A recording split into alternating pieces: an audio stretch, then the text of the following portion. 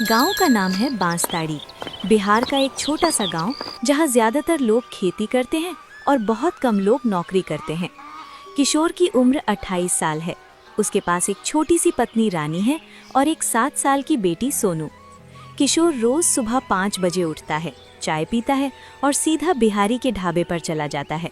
रानी बोली, किशोर आज जल्दी जाना, बिहारी सेठ फिर चिल्लाएंगे। किशोर ने आह भरी। हाँ रानी, रोज वही डांट, वही काम, लेकिन क्या करें, घर चलाना तो है। वो घर से निकला। रास्ते में गांव के कुत्ते भौंक रहे थे। सड़क पर बैलगाड़ी जा रही थी।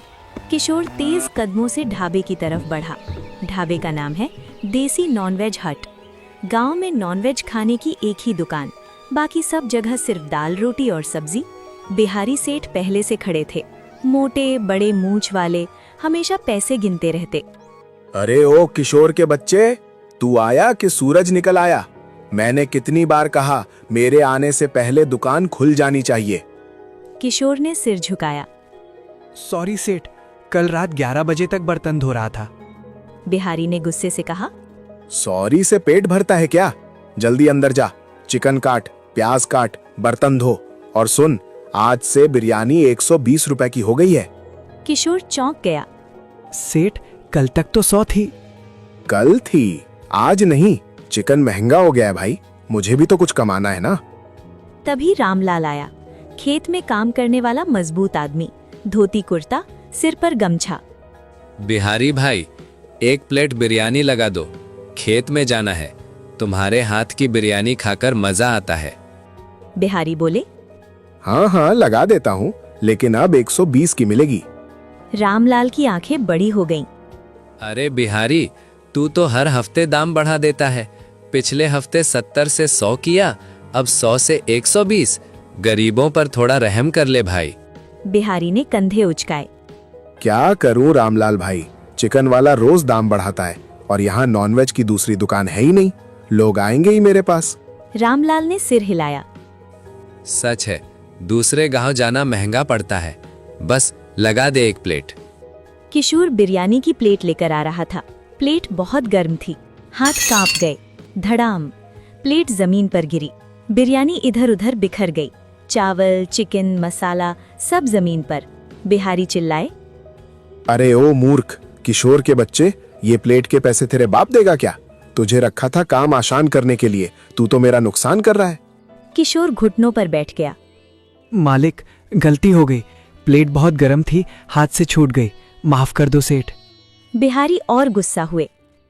माफ? आज माफ किया तो कल फिर गिराएगा, निकल जा यहाँ से, आज से तू काम पर नहीं। रामलाल ने बीच में बोला, अरे बिहारी भाई, थोड़ी सी गलती हुई, ये अभी नादान है, मैं प्लेट के पैसे दे देता हूँ, इसे एक मौका और दे दो। बिहारी ने रामलाल को देखा, फिर पैसे ले लिए। ठीक है, सिर्फ तुम्हारे कहने पर, लेकिन अगली बार कोई गलती हुई तो सीधा निकाल दूंगा। किशोर ने रामलाल के पैर छुए। भाई साहब, आज आपने मेरी इज्जत बचा ली, भगवान आपको बहुत सुख दे। रामलाल ने कंधे पर हाथ रखा। बेटा मेहनत कर, लेकिन कभी कभी अपनी मेहनत को अपना बनाने की कोशिश भी कर। शाम को किशोर घर पहुंचा। रानी ने पूछा, क्या हुआ आज, चेहरा उदास क्यों है? किशोर ने सारी बात बताई। रानी चुप रही। तभी बाहर से जोर की आवाज आई। अरे ओ किशोर, बाहर निकल। गांव का सबसे बड़ा सूदखोर, मोटा सुनहरी चेन, हमेशा गुस्से में। 3 महीने हो गए मेरे पैसे दिए हुए, तूने कहा था 2 महीने में लौटा दूंगा, अब 1 हफ्ते का समय दे रहा हूँ, नहीं दिया तो घर कब्जा कर लूंगा। किशोर के पैर कांप गए। रानी की आंखों में आंसू आ गए। रानी बोली, अब क्या करेंगे, मेरे गहने बेच दे?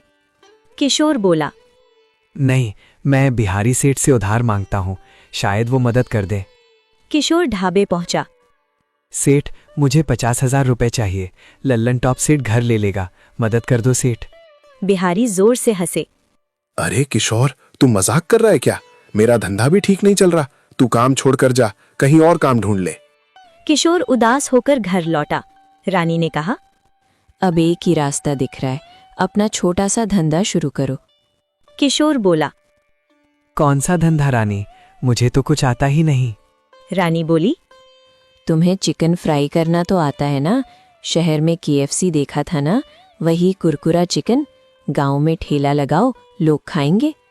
पागल हो गई हो क्या? KFC तो बड़ी बड़ी कंपनी है। रानी बोली। तो क्या हुआ, तुम भी शुरू करो। नाम रखना किशोर का कुरकुरा चिकन।